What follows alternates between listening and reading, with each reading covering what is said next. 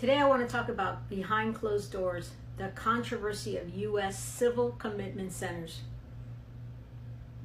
The U.S. justice system, often hailed for its principles of fairness and due process, has come under scrutiny for a controversial practice known as civil commitment. This system, prevalent in over 20 states and the Federal Bureau of Prisons, allows for the indefinite detention of individuals, primarily with past sex offenses, even after they've served their criminal sentences. Emma Peyton Williams, in her revealing article from May 18, 2023, delves into the intricacies of this contentious issue, shedding light on the grim realities of these civil commitment facilities. Often operating under the radar, these centers have earned the moniker shadow prisons due to their lack of transparency and oversight. The indefinite detention dilemma.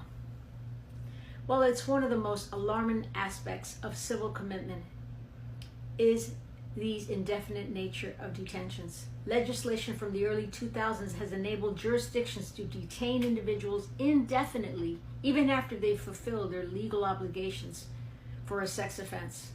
Some reports even detail harrowing instances where individuals in Texas were forcibly removed from their homes without prior notice and placed in these facilities. The U.S. Supreme Court's decision in 2017 to decline a case from Minnesota further complicates the debate. A federal judge in Minnesota had previously deemed the practice unconstitutional, but the Supreme Court's decision to not hear the case left many questions unanswered. Here are some of the key concerns. The term shadow prisons aptly describes these facilities. Unlike traditional Department of Corrections, which is the DOC facilities, many civil commitment centers operate without the same level of scrutiny, leading to potential instances of abuse and medical neglect.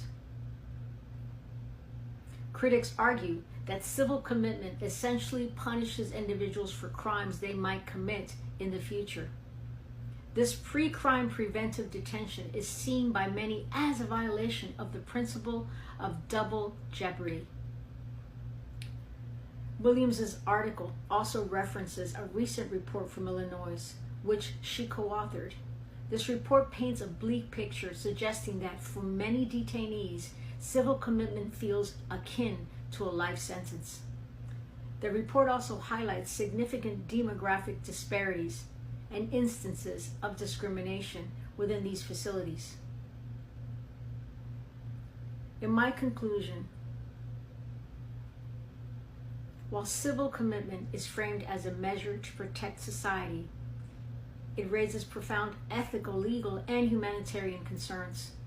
The practice's lack of transparency, potential for abuse, and the indefinite nature of detentions underscore the urgent need for reforms and increased oversight.